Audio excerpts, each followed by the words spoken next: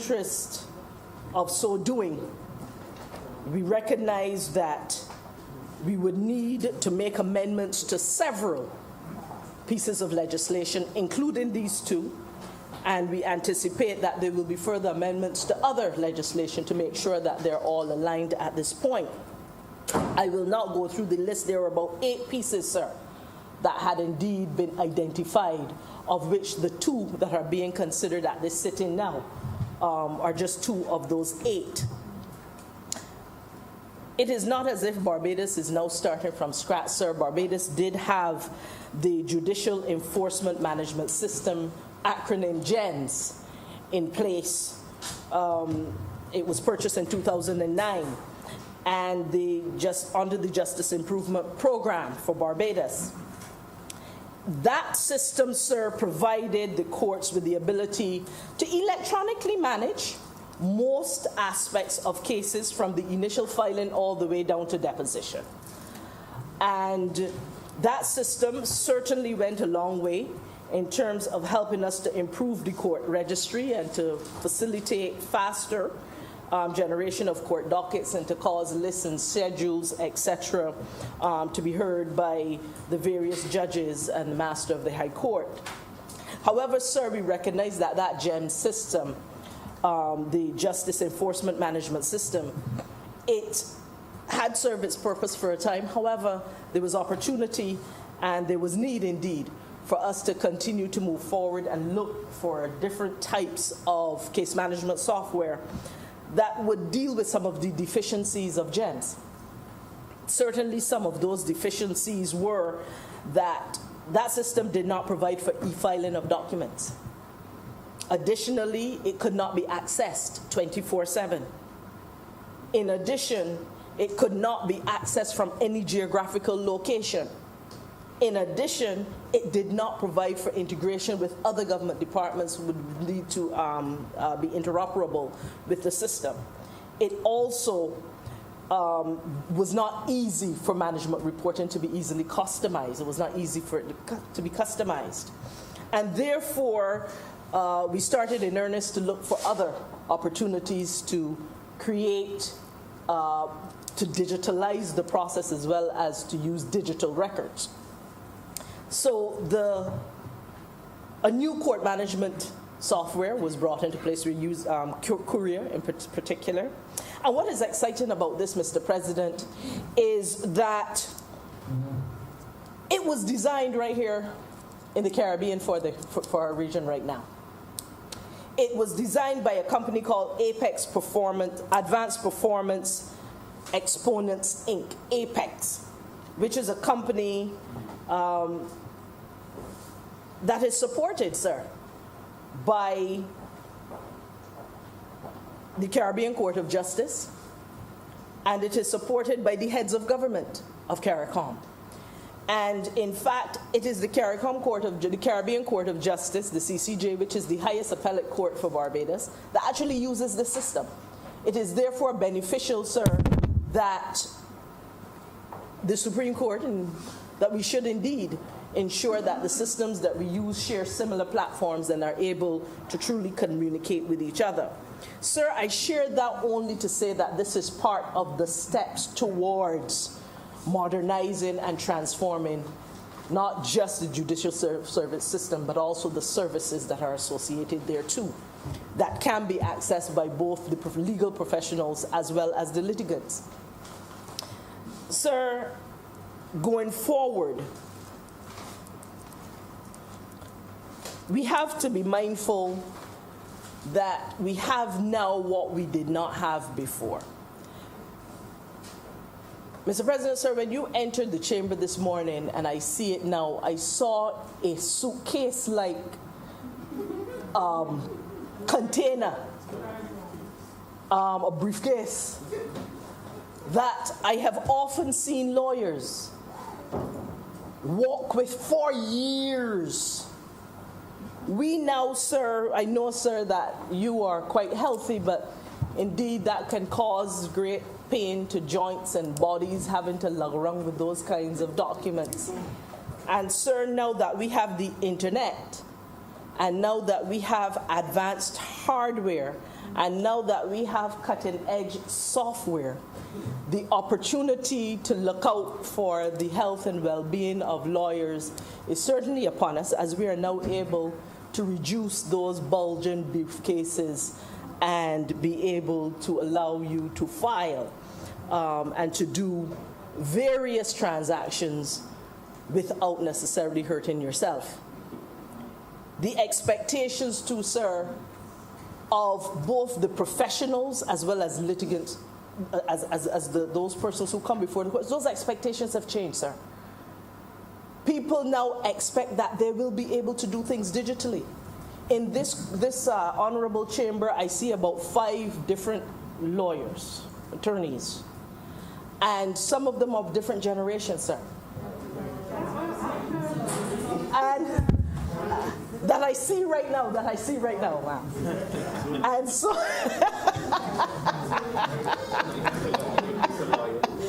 and I am sure that many of them will tell you that the expectations have changed from generation to generation as to how they will be able to interact.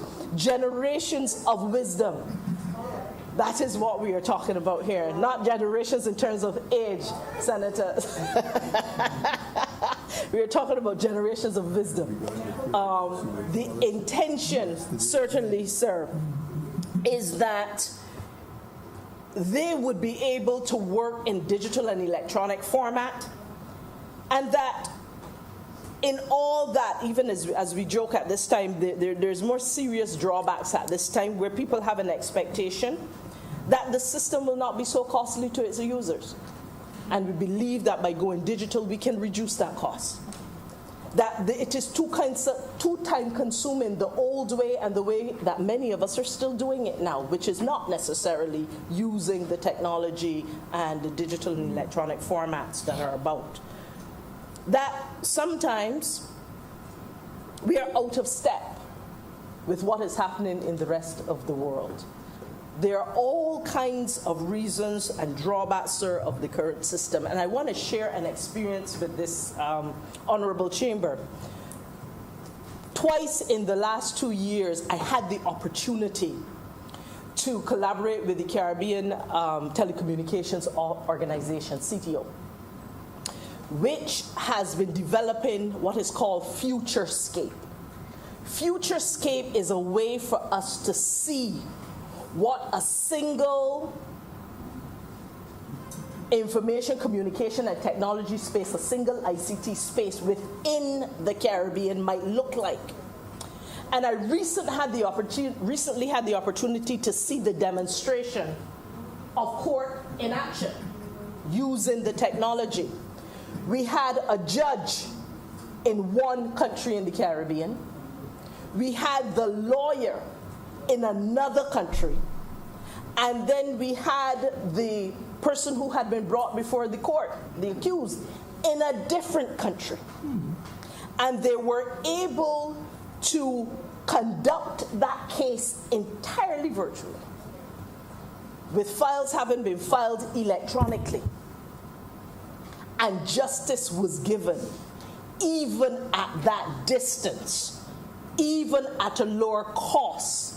And those countries who were short on certain types of human resources were able to use a judge from a different part of the region to be able to deliver a judgment on a case where 3 of the major parties were not in the same place. This is just a vision of the futurescape, the way that we are able to see the future as it relates to this sector and to the work of jurists. But I want to say, sir, that when we talk about futurescape, and you saw in the example that I just gave, that going digital is not just about substituting electronic documents. That's not what it is.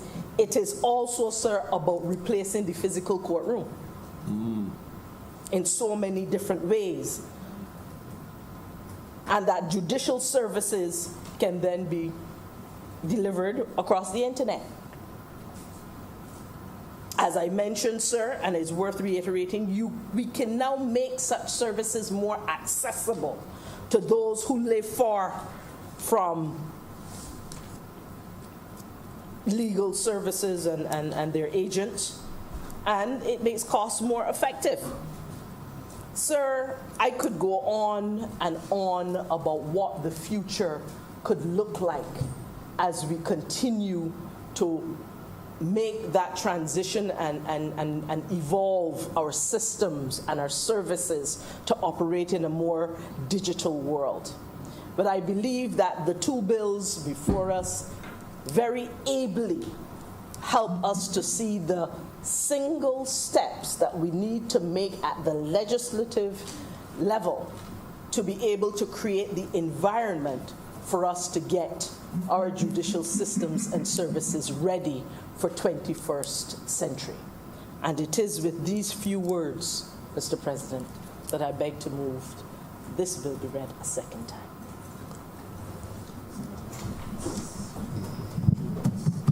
Recognize Senator Drakes. Thank you, Mr. President.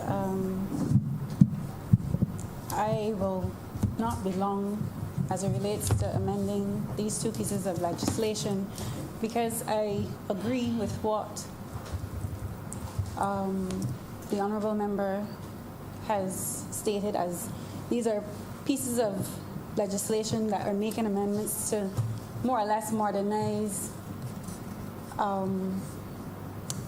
the judicial sector, one, and then as it relates to the Stamp Duties Act.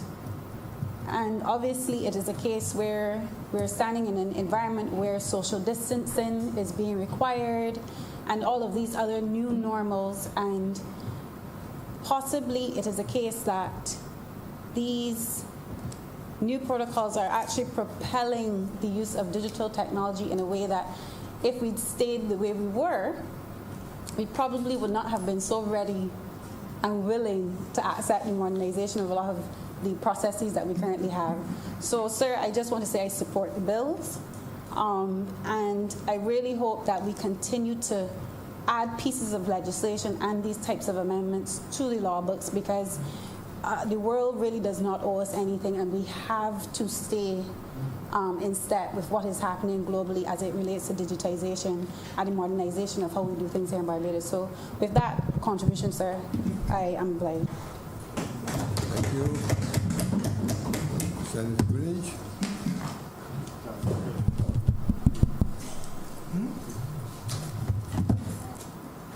Thank you, Mr. President.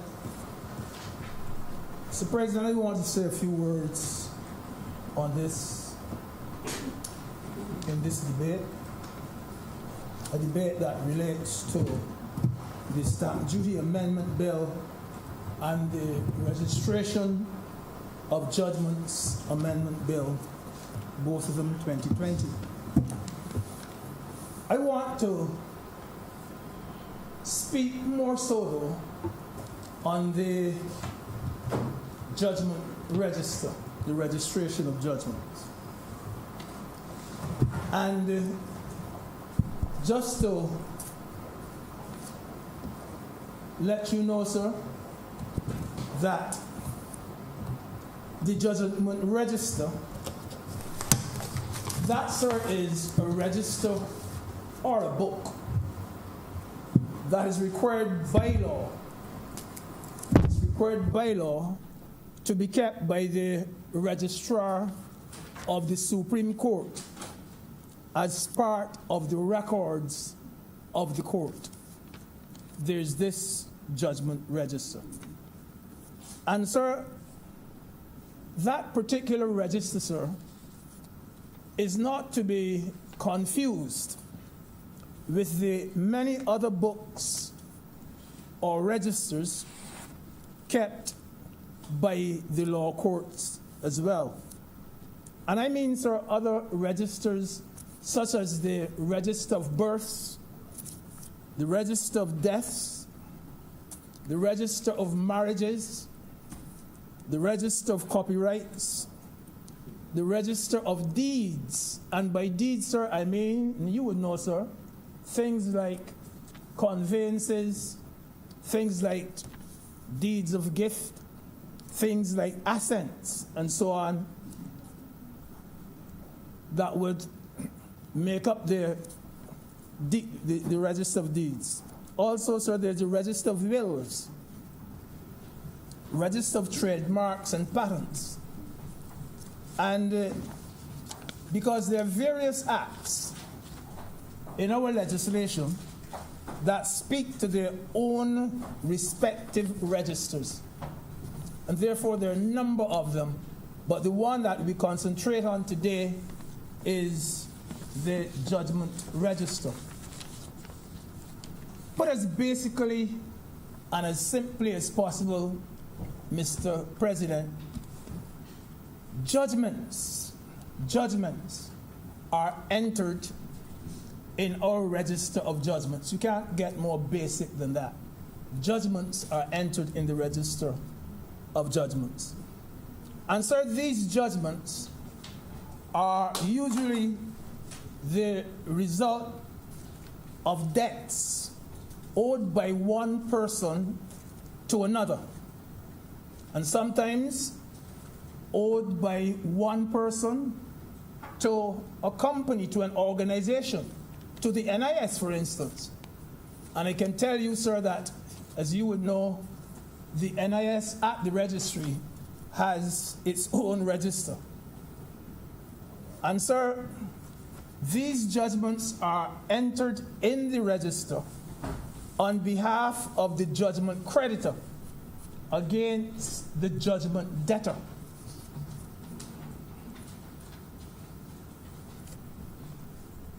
And in the register, that judgment register, it names the person or the entity to whom the money is owed. It also names the person who actually owes the money. It states the amount that is owed. It states the date of the judgment. And it also gives the date that that particular judgment was registered. All that information is detailed in the judgment register. And sir, you and I would know that an individual very often has several judgments against him or her in the same register. One individual can have more than one judgment against him or her. And it is sometimes fairly dangerous for judgment creditors when they do not register their judgments. Because in refusing to do so, they very often pay very dearly for such neglect. Because put as simple as possible, Mr. President, the judgment that is registered gets priority. The judgment that is registered in that register gets priority.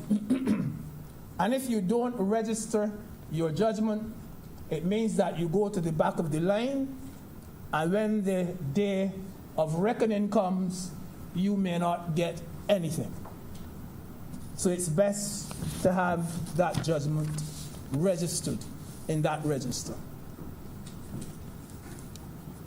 Mr. President, again, you and I would know that searches of the judgment register can be a very tedious task, can be extremely tedious. Those books, sir, have been described, you have just called them big and dusty. Some people call them big and musty. That's a fact, sir. They are big books, they're extremely dusty. Let them sneeze for hours. You sneeze for hours, see what I mean? You know that, sir. And, sir, many searches done by the legal clerks today, sir, are still done manually. As you say, there's a lot of sneezing and so on. It is tedious work. And not only that, the actual indexing sometimes is very strange and the method can be extremely confusing. For instance, sir, you will have a volume where you have all A's. You'll have another one with all B's in the alphabet. And sir, there is, but you wouldn't find all Alines together, or you wouldn't find all Archibalds together. You'll find all A's together, but then you have to go and decipher from among those A's which particular A is the one that you want. It's no particular order. And so you can get a situation where you find a Brathwaite before you find Bab, and so on. And you have to be there searching and searching, because all the register is interested in is that these are the A's. These are the A's. So that search, it can be extremely tedious, long list. It can be extremely exhausting, extremely bothersome. And you go through that list maybe for 2 weeks before you come to, you have done a thorough search. Because if you want to do a thorough or a proper search, Mr. President, you know you can start with the year 2017. You might find this particular person that you're looking for and the judgment. You may find another one in 2000. And then the next judgment for that person might be in 1973. And all that time you have to be searching all the registers till you get to 73, where you find this particular person. So,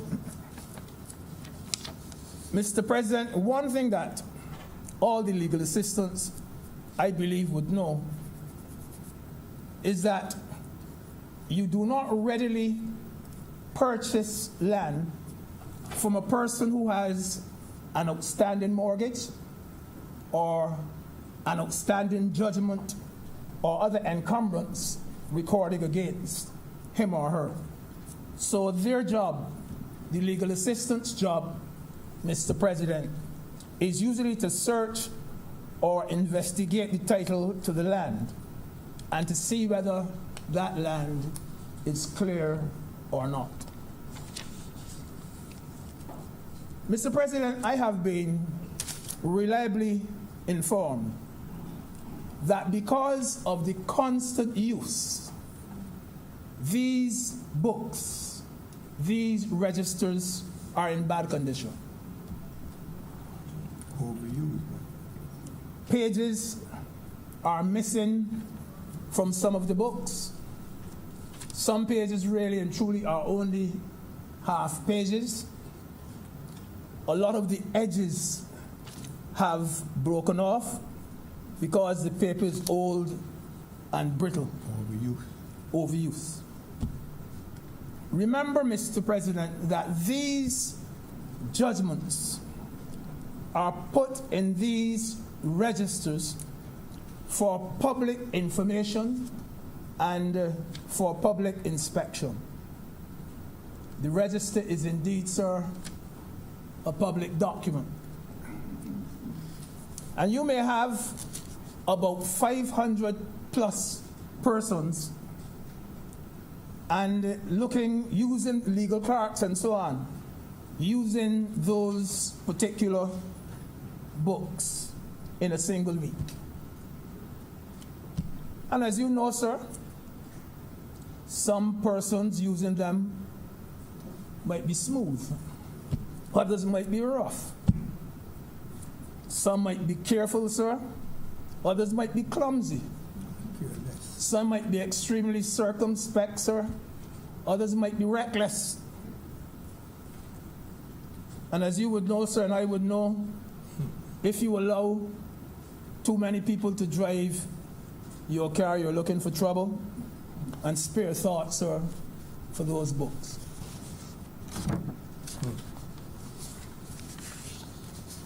So I could not reflect on the register of judgments without saying, it's almost like a temptation, without saying a few words about the deeds, the book that you would record the deeds in.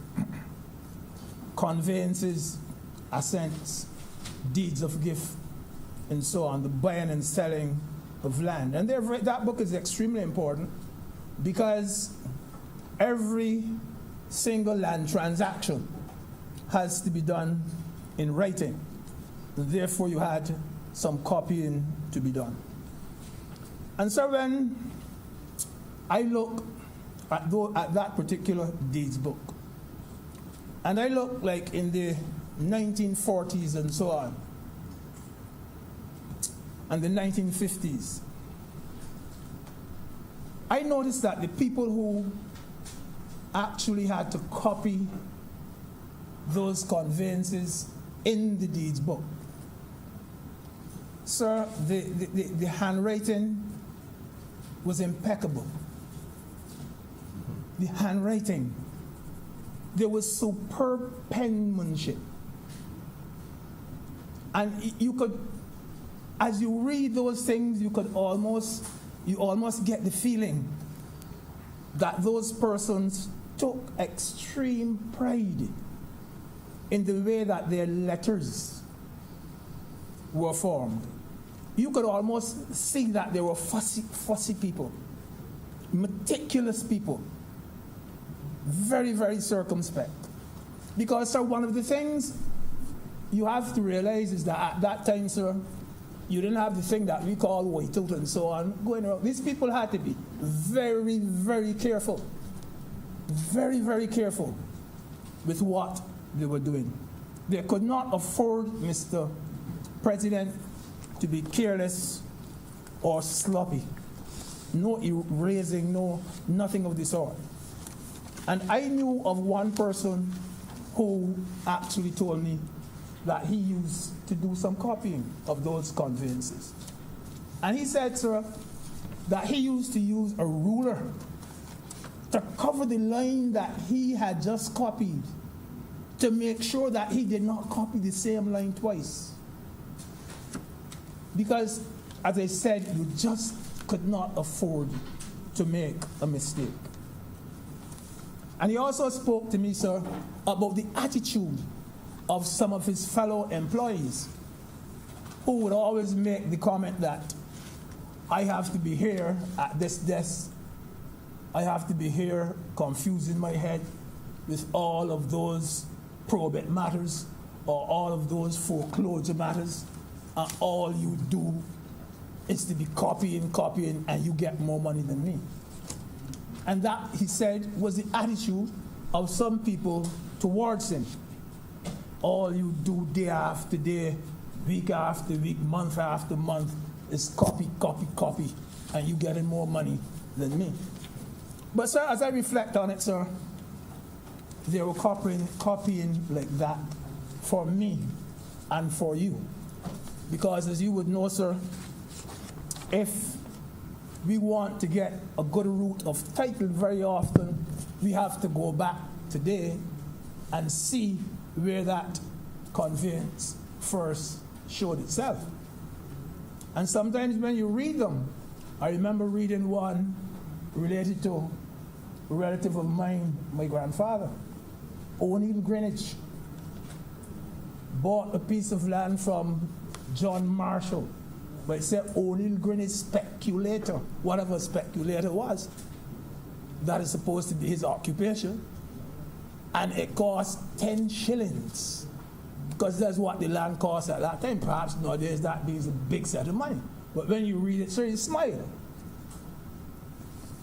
And where the handwriting is concerned, this is just by the way too. Also had a friend who, to this day, this friend has about 24 letters which her late parents wrote to each other. And she says that she has there's a reluctance to get rid of them. She doesn't want ever to part with them. And she says, It's not because of the content of the letters or anything like that. It is the handwriting, she says. It's the way people then seem to have taken that love for forming their letters and writing. Mr. President, as you would know, sir, for a few years now, attorneys at law, together with their legal clerks, have been highlighting the need for us to computerize our court records. And they are always talking about the need for electronic records. We in Barbados, sir, must have proper records in these modern times. We must. And I want to say, Mr. President, that this registration of Judgments Amendment Bill 2020 is indeed a masterstroke. A lawyer, sir, will not have to wait for 2 weeks to obtain the result of his legal clerk's search any longer.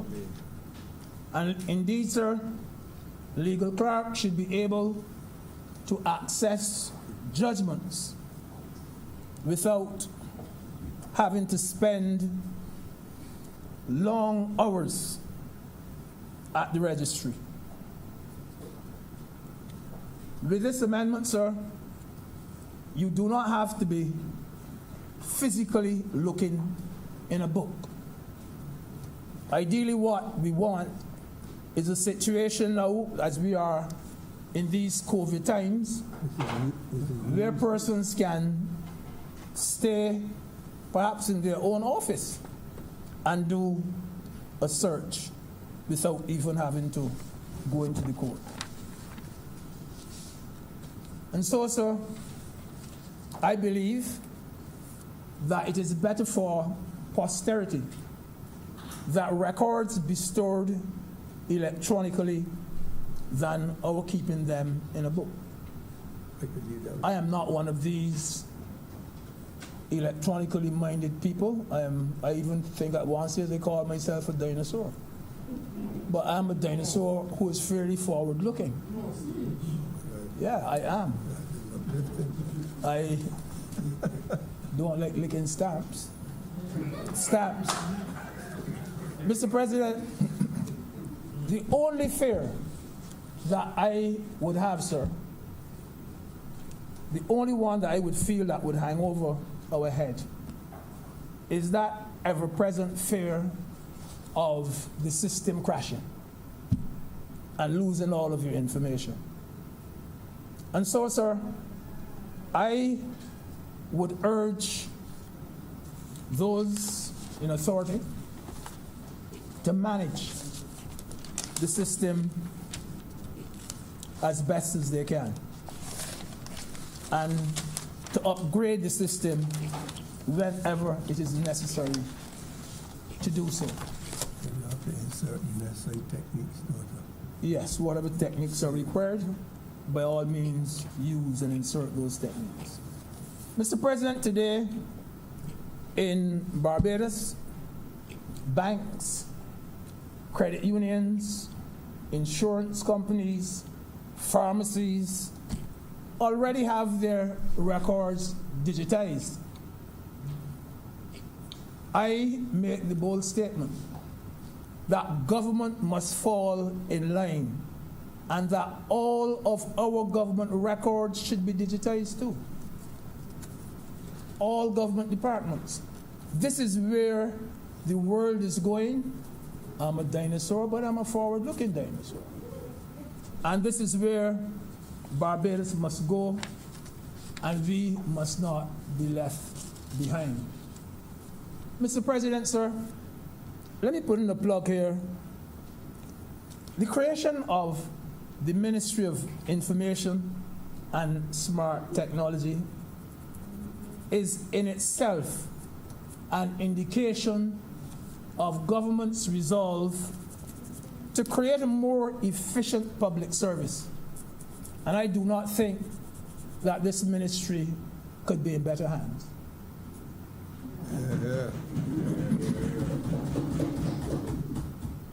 We have heard Senator McCartney speak about future scope.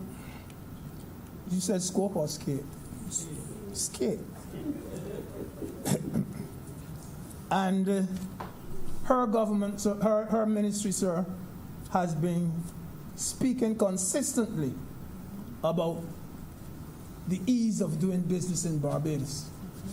I think that she has been doing an excellent job, sir.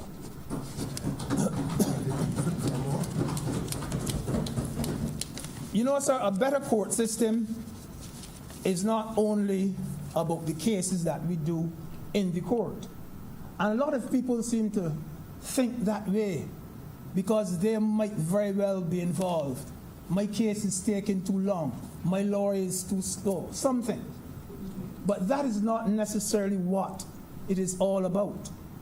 When we speak, sir, about improving our court system, this must include, Mr. President, the registration of judgments. It must include the ability, Mr. President, to get a birth certificate in 2 or 3 days from the court. And death too. It must, and death certificate too, yes, sir. It must include, Mr. President, accessing court records in a timely manner. All of this goes together to make a good a better court system. Because, Mr. President, what does it profit us to have a visitor arrive in Barbados seeking information about his foreparents and his ancestry, only to realize that the pages in that birth register, that those pages are missing or that the leaves are torn up? Sometimes, I remember an instance where I think it was something like 1842 to 1864. Those were missing. And the fellow almost cried because that is what he had come for, because he wanted to make that connection between his England and his foreparents. All of them were missing. The records at the archives up I think it happened at the archives. I think that is where he went to. But so, Mr. President, to say that this measure here is timely may even be an understatement. Indeed, we may now be a bit late in doing what we should have done a few years ago, because so much damage might already have been done to those books. Accessing the computerized records, Mr. President, makes life a lot easier. Because this is what happens on sites such as Ancestry.com and those where others rate so highly. So many of us rate them very, very highly. And Mr. President, I want to see the day when others can say that Barbados is rated highly too. Mr. President, I therefore have no problem whatsoever in supporting this particular amendment or these particular amendments to the Stamp Duty Amendment Bill and the Registration of Judgment Amendment Bill. I'm grateful to you, Mr. President. Thank you. Do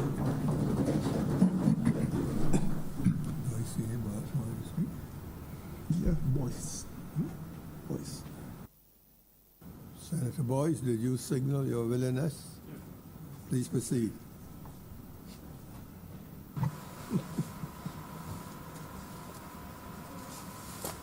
Good afternoon, Mr. President. Good afternoon, fellow members of this honorable House. Before I start, I don't know if we recall the last time we were here. The circumstances seemed a bit more bleak. I think we should perhaps take a moment to appreciate the fact that here we still stand and we're able to see each other again and gather to do the people's business, recognizing what we have so far survived, and perhaps express some gratitude for being able to see each other and interact so plainly.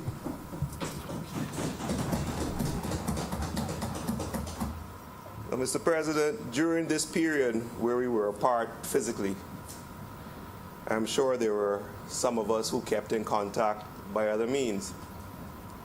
For my part, I was home with my family, a fantastic experience, Mr. President. And one which I'm sure caused persons to appreciate that which they have. But also, sir, during this period, during this COVID period, sir, the rule of law continued in the island unabated. And we are quick to criticize and we're quick to make commentary about what's not being done. So perhaps we should also be quick to give kudos when things are actually moving forward. I can personally attest to the fact, Mr. President, that court cases continued via a variety of platforms, either via Zoom, some judges were doing it via teleconference, and the registry and the judges of this nation, Mr. President, should be commended for getting on with the business of justice, sir. And how this was done was almost through an acceptance that there could not be any restriction on the resolution of these issues during the period when you were confined to your premises. I believe it was once said that if a man can't find justice in the law courts, he will go and find it somewhere else. And during this period, there was the communication, which was certainly different, but the end result were that matters were being heard and being discussed and being resolved as far as practical. Now, sir, that's not to say this applied to all matters. There were some matters that were simply adjourned. There were some matters that were simply pushed forward. But what we were able to see during this period, Mr. President, was the ability of the courts to get on with the business of the nation. And the fact is that everyone was willing to play their role in supporting that exercise. So when we come here now to debate another weapon in the arsenal which would allow this process to continue, we should be able to say that we have seen historically that this can be done. And we should be encouraged by what we saw, Mr. President, and recognize that it bodes well for the future implementation. Now, having heard my colleague, the Deputy President, speak, I will limit some aspects because I think by now you all know I like to give some historic analysis, Mr. President, of some aspects of the different legislation. And it was interesting to hear the speaker on behalf of the government who was introducing the bill, our Senator McConney, refer to the generations of legal practitioners, maybe, one or two. I don't know if we go generations, 30 years being the test, sir. But the point is, the history and the utilization of stamps and the history and the utilization of registration of judgments is a fantastic indication of where we are and where we're coming from. The concept is this: if you wanted to get your justice from the government, well, you had to provide the government with some incentive to facilitate the justice process. essentially you had to render unto Caesar to seek the assistance of the courts. You were therefore making a payment in the form of your stamps and your relevant duties. And by this exercise, you were supporting the activities of the government in facilitating the coexistence, sir. Indeed, Mr. President, you and the other lawyers in here would recognize that there are Barbadian authorities which have explicitly stated that if you do not comply with some of your tax obligations, you cannot come to a court of equity and seek assistance, seeing that you don't have the clean hands. But that's the history of the concept of where we utilize stamps and the duties. And the stamps that we use, my father-in-law is one of these stamp collectors, have a lot of historic significance. And they actually used to be sought after by those who were engaged in this exercise because they are of wide variety and historic significance. And then when you start to get into how the mechanization of the process was, and the seal and the stamping and the embossing, it's quite a lot. But as all things go, we move forward. Similar in relation to judgments, there was a process whereby judgments will have to be recorded. Now, there is some dichotomy as to whether a judgment needs to be recorded to be enforced, but that's an intellectual exercise. But let's just say, for the sake of argument, that if you had a judgment against someone, you needed to have a record of that judgment somewhere to establish your priority for what other means you were utilizing. And there was this facet of the historical utilization of the judgment and the registration of the judgments, and it had to be entered in the judgment book. What would invariably happen, though, was for every sip, there's a miss. And you will find that in some instances, a judgment that you ought to have had was not recorded. Mr. President, you would inform me of some wily practitioners who would ensure that judgments were not recorded, although I have personally never encountered that facet of the legal practice, sir. So the concept of having an electronic register certainly is useful, it is practically sound, and there should be the resulting increase in searches and the resulting increase in the ease of doing business if it is implemented. Of course, in its implementation is where we need to ensure it's done in a manner which allows it to account for the issues which were raised by Senator Greenidge. Firstly, the facilities, the training, the security, the obligations under the data protection legislation, your staff upskilling, the simple fact that you have to have persons with the ability to retrieve, enter, and compile this data. Then there is the other facet in terms of access to the data. So what was also encountered during what I can't coin it, but during the COVID period when there were matters moving forward, was that certain persons who didn't have the necessary access to the technology were not able to take their matters forward. So what happens to those persons if we adopt an entirely digital infrastructure?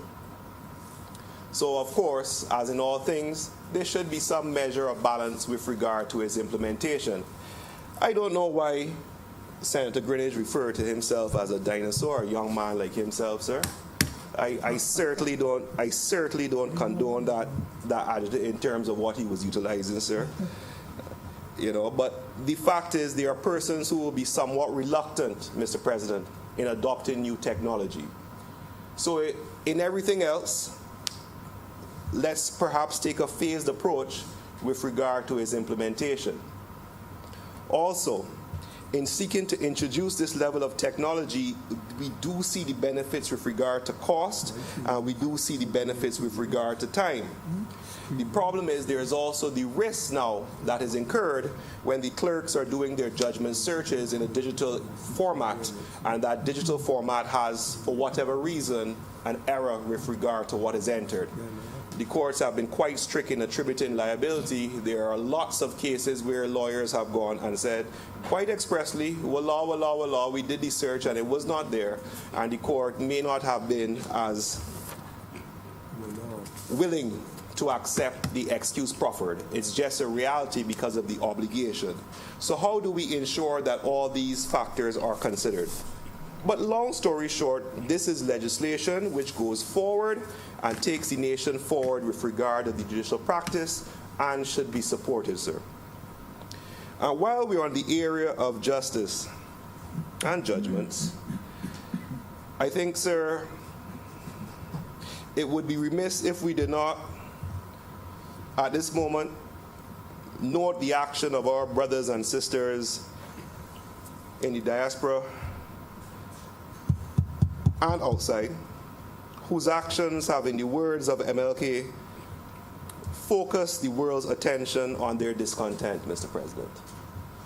And maybe we do it quietly, but we express our hope that the situation is rectified sooner rather than later. Thank you, Mr. President.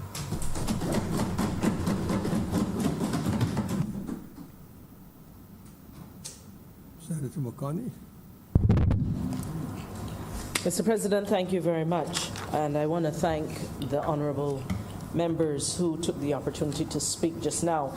And I just, Mr. President, want to respond to a couple of the issues that were raised by both Senator Greenidge as well as Senator Boyce, and to share some things which I hope will give you some additional comfort. Senator Greenidge, you spoke about the tedious process of finding judgments in big, dusty, sometimes musty books. You talked about the fact that electronic is better. And I certainly, as the minister responsible for innovation, science, and technology in my other world, will agree with you that in many cases, electronic is better. You spoke about the need for government records to be digitized. And I thought that I would share a little update with you. The Cabinet, over a year ago, identified the priority agencies that will go, and we determined which agencies will be priority based on the biggest bugbearers for the public, especially because as a citizen-centered government, we have to put the people's interests and needs and concerns and expectations first. And indeed, number of those agencies, sir, that were earmarked as first movers in digitization were the Customs Department, Immigration, Registration, the Police Department, the Licensing Authority, International Business and Town Planning. And you would have noticed that some effort and some advancement has been made, particularly with working with the police, the certificate of character, which impacts over 26,000 people every year. That is now digitized from start to finish. That has been completed, and we have digitized over 66,000 of those records, which were in the state that you would have mentioned, where some of them had the edges broken off and it was dusty. Somehow we were able to do that, and the police department is now keeping those records up to date. So we not only have done the back records, but now we're keeping them up to date going forward. That was certainly one of the commitments. You mentioned about the registration department and seeing births and deaths and those certificates. We're in the process right now, about 37% through, of starting to digitize over 93,000 of those records right now. And we're working again with a local company right here in Barbados, using local resources and businesses, especially at a time like this. And birth certificates and death certificates are some of those that are on the card. Of course, we will not do all of them, but the key ones that were identified by the registration department using their own criteria is what we're digitizing, and we expect that certainly by the end of this financial year they will be fully digitized, or at least most of those records will be digitized, and that they can be easily searched in the way that you have described. You also would know that the licensing authority is one of the agencies. I am hoping that many of you will be smiling by the end of June, where you're able to pay for the renewal of your driver's licenses online. And we are looking forward again. Senator Boyce spoke about the fact that we have to do things in phases because we cannot digitize everything all at once. But rather than speak of all the other work that's going on, including in immigration, where we are currently digitizing over 200,000 records, again, looking to make it easier for you to do business with the Immigration Department. We are also working on an electronic document and records management system for the entire public service. And again, I'm hoping I'll put a smile on your face. We now have the test site up. We have some persons who are the test persons working in this new test environment. We expect certainly that in the first of those ministries, we will go live in 2 weeks, and then we will go from one ministry to the next, to the next, to the next, over the next little while.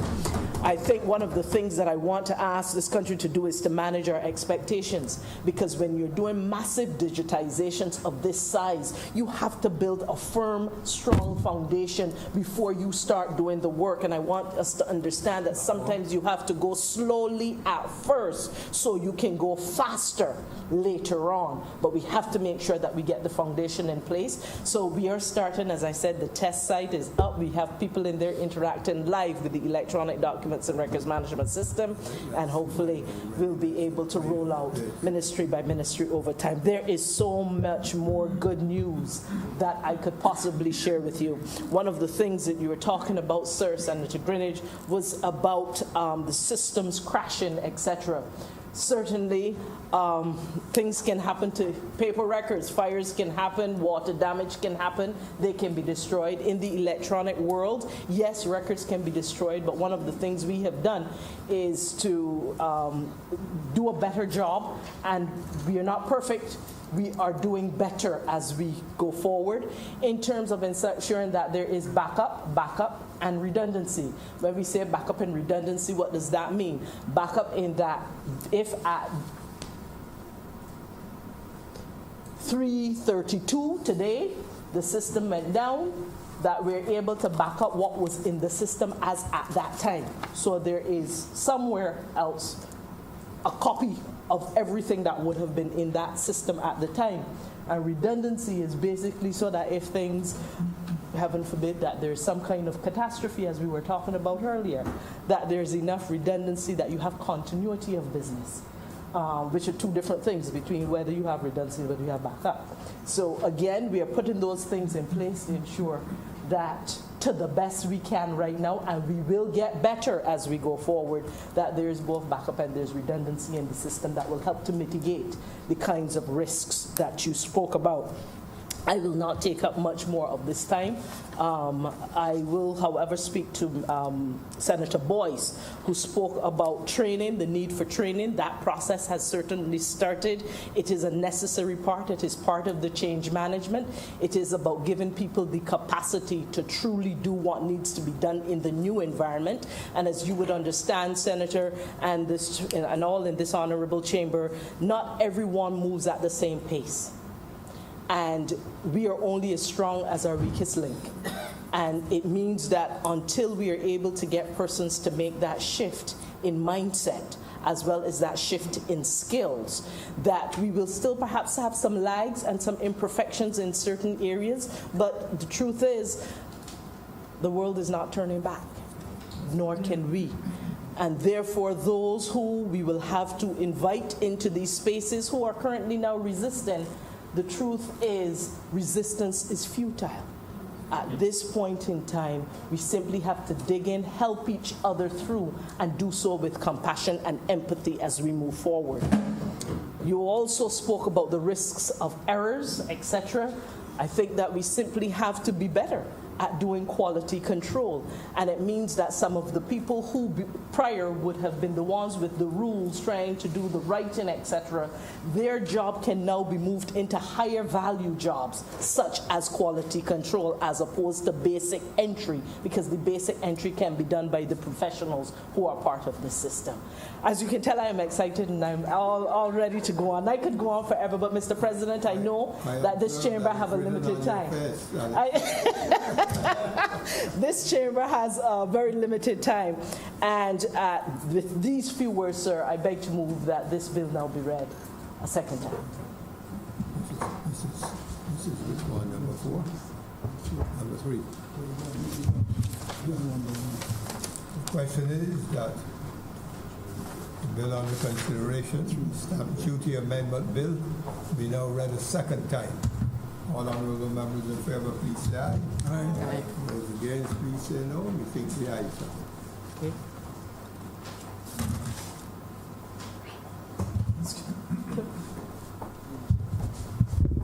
Leave the chair. I do now leave the chair. Leave the chair. Doing 3. Do 3 first.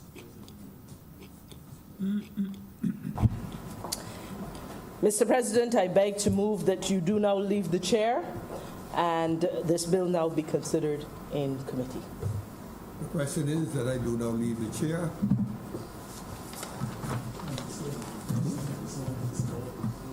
And the Senate resolved itself into a committee of the whole Senate for further consideration of the bill in detail. All honorable members in favor, please say aye.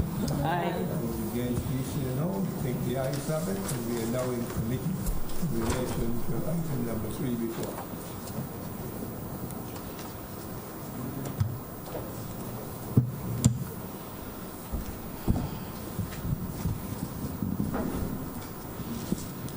The Senate is now in committee. Clauses 1 to 4. Mr. Deputy President, Mr. Chairman, I beg to move that that clauses 1 to 4 stand part. The question is that clauses 1 to 4 stand part. Honorable senators in favor, please say aye. Those against, please say no. Methinks the ayes have it. Report. Mr. Chairman, I beg to move that you now report to His Honor the President the passing of one bill from committee. The question is that I do now report to His Honor the President the passing of one bill in committee. Honorable senators in favor, please say aye. Those against, please say no. Methinks the ayes have it.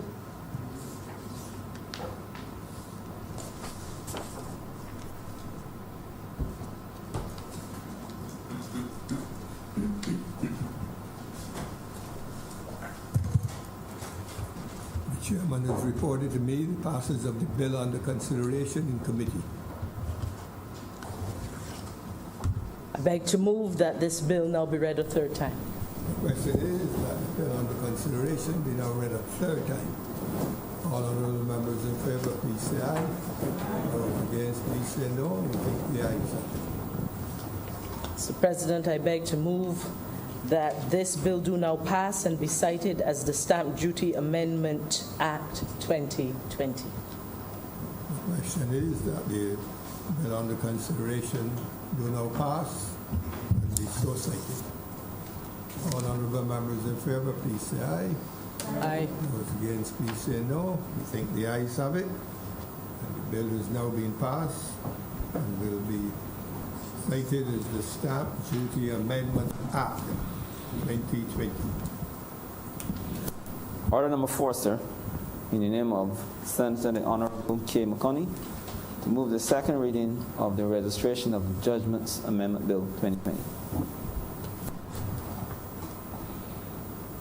Mr. President, I beg to move that you do now leave the Bill be read a second. I beg to move that this bill be read a third time. Second time. The question is that the bill under consideration be now read a second time. All honorable members in favor, please say aye. Those against, please say no. We think the ayes have it. Mr. President, I beg to move that you do now leave the chair and this chamber resolve itself in committee for further consideration of this bill. The question is that I do now leave the chair, that the Senate resolve itself into a committee, the whole Senate, for the further consideration of this bill, item number 4, in committee. Those in favor, all honorable members in favor, please say aye. Aye. Those against, please say no. We are now in committee.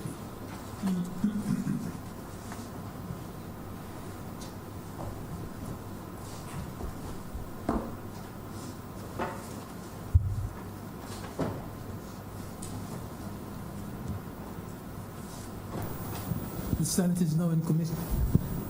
Clauses 1 and 2. Mr. Chairman, I beg to move that clauses 1 and 2 stand part. The question is that clauses 1 and 2 stand part. Honorable senators in favor, please say aye. Those against, please say no. Methinks the ayes have it. Mr. Chairman, I beg to move that you do now report to His Honor the President the passing of one bill in committee. The question is that I do now report to His Honor the President the passing of one bill in committee. Honorable senators in favor, please say aye. Those against, please say no. Methinks the ayes have it.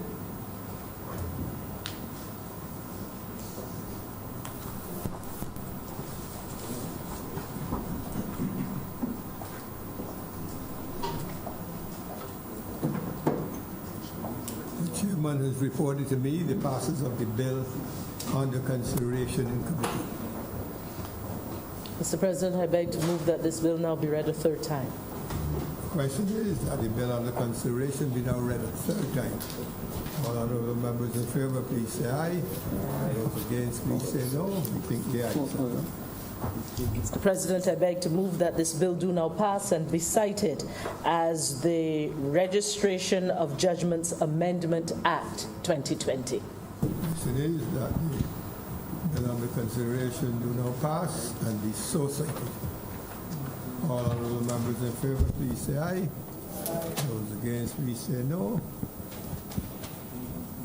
The bill has been passed and will be so cited. That is as the Registration of Judgment Amendment Act 2020. Order number 1, sir.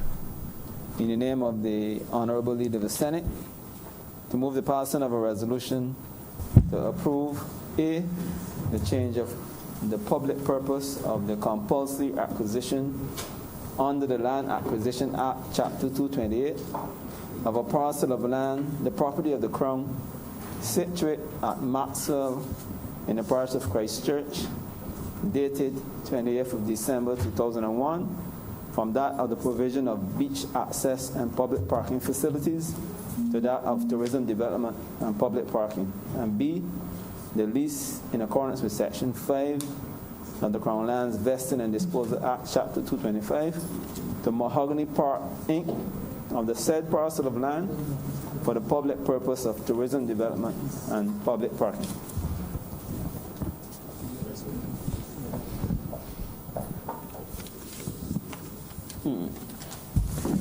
Mr. President, I rise to speak briefly on this resolution, which I know it has been here on the order paper for some time, I believe since February. To follow up to the introduction, I will try to give a background of the whole process as to why we are here and why this resolution is here.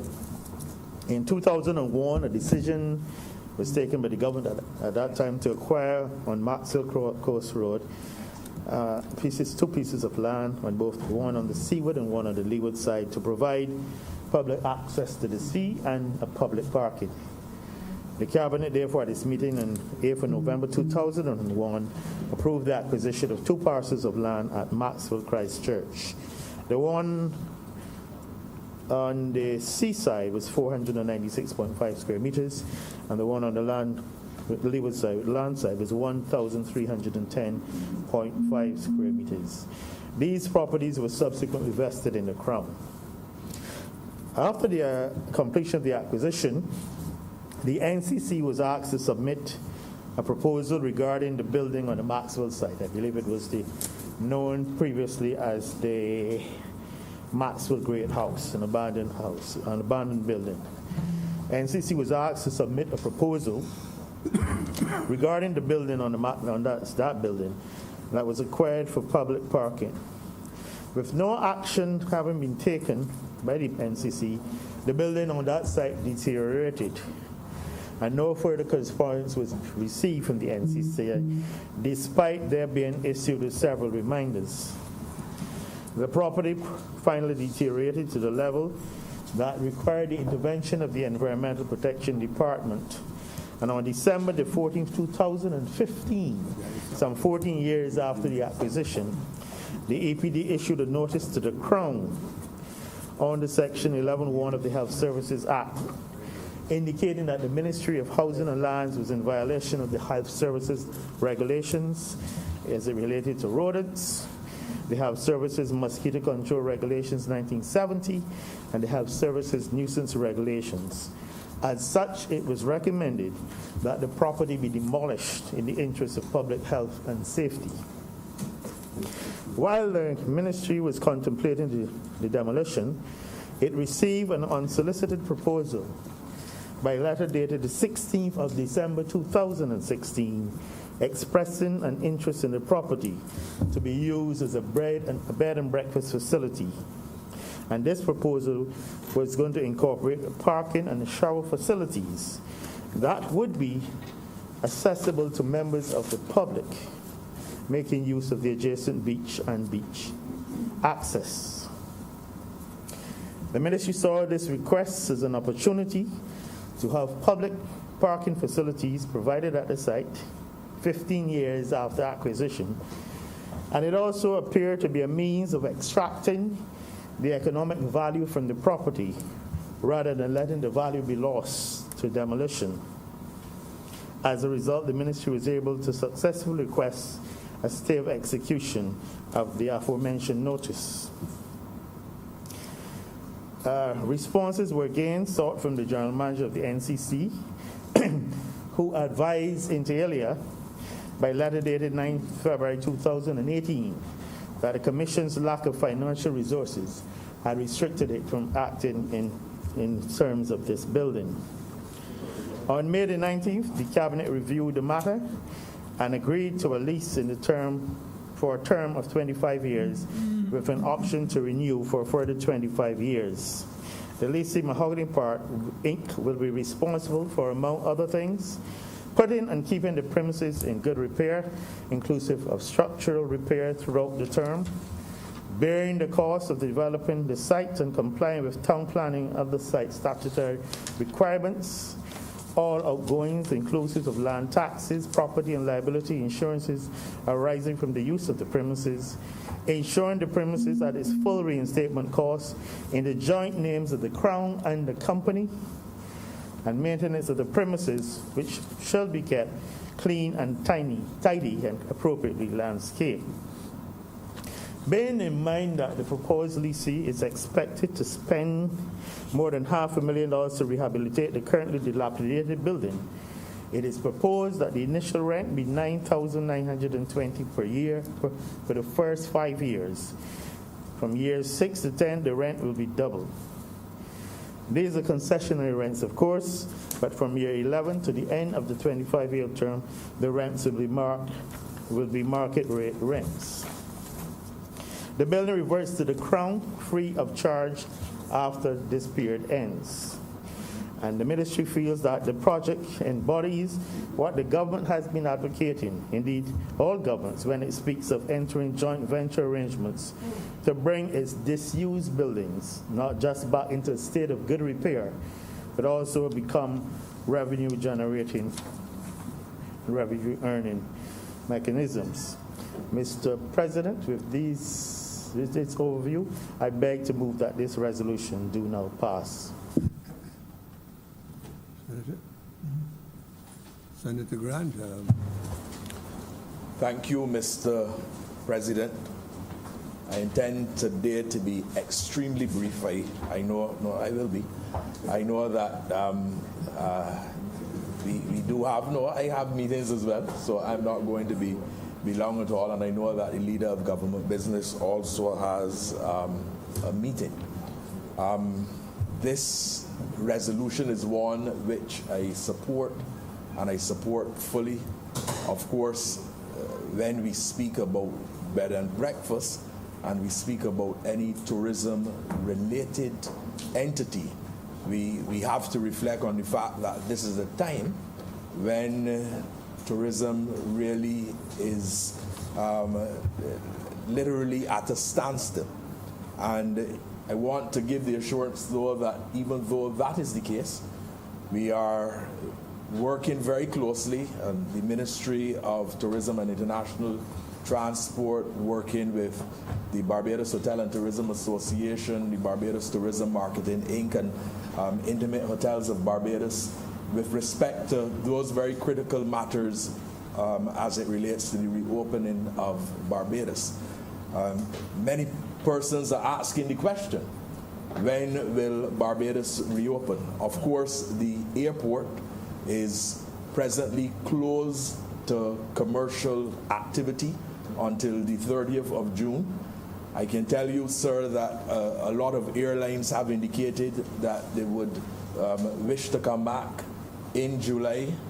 American Airlines, JetBlue, there's airlines out of the UK, British Airways and Virgin. Of course, there are discussions still being undertaken by the Barbados Tourism Marketing Inc. as well with those airlines, because we are in a situation where we can reasonably expect that when the airlift comes back, the airlift will not be to the extent of what we would have had in the past. And in addition to that, while you will get an aircraft coming back, that aircraft may come back with only 60% of the capacity on the aircraft. It is important for us that as we reopen, we ensure that we put the necessary protocols in place to minimize any transmissions and to ensure that there isn't a significant second spike or a significant second wave. I believe that the Minister of Health and Wellness would have today had a press briefing where he would have indicated that a number of persons coming off of the JetBlue flight would have tested positive, 4 persons coming off of that flight. And that signals that it is important for us to have the protocols in place, because what we do not want to do is to open en masse, and then the next thing that you have would be a situation where there are significant infections and where we have to go through the procedures that we went through before with respect to the lockdown to ensure that the curve is flattened. In that regard, there are discussions that are being undertaken with respect to finalizing the protocols for accommodation. I am expecting, Mr. President, that in this environment we will continue to see things related to the constant washing of hands, related to wearing masks, related to testing, and relating to those matters that would ensure that we keep Barbados safe. Barbados safe, safe for Barbadians, safe for visitors, safe for residents of Barbados. That is critical and that is important. So, sir, in supporting this resolution, I simply wanted to communicate that efforts are being made to ensure that the reopening of Barbados is safe. We at the Barbados Hotel and Tourism Association do agree fully with the Prime Minister when she informs that you should not simply be focusing on a date, but you should be focusing on ensuring that you have the appropriate protocols in place in order to make sure that we have no more significant infections and to make sure that we can properly manage and function in the new COVID-19 environment. Mr. President, with those few words, I want to offer my support to this resolution. Thank you. Mr. President, I want to thank Senator Grant, and I beg to move that this resolution do not pass. Question is that the resolution relating to item number 1 on the order paper do now pass. All honorable members in favor, please say aye. Aye. Those against, please say no. You think the ayes have it? Mr. President, Resolution has been passed. Mr. President, I'm sorry. If I may just interrupt you very briefly before we get to wherever we are in the process. I just have a quick question in relation to this bill. If I may, I don't know procedurally if I'm correct, but I do have a question. I do. So can I just go? I think that the crime may very well be too late. Is it too late? I think the resolution has been. Oh, it hasn't passed? Okay. Thank you. Mr. President, I believe that has brought us to the end of today's business. I beg to move that the Honorable Senate be now adjourned until next Wednesday, the 17th of June. Thank you. At 11 a.m. Question is that the Senate be now adjourned until next Wednesday, the 17th. Yes, next week, the 17th of June, 2020. All honorable members in favor, please say aye. Those against, please say no. We think the ayes have it, and we now stand adjourned until the 17th of June,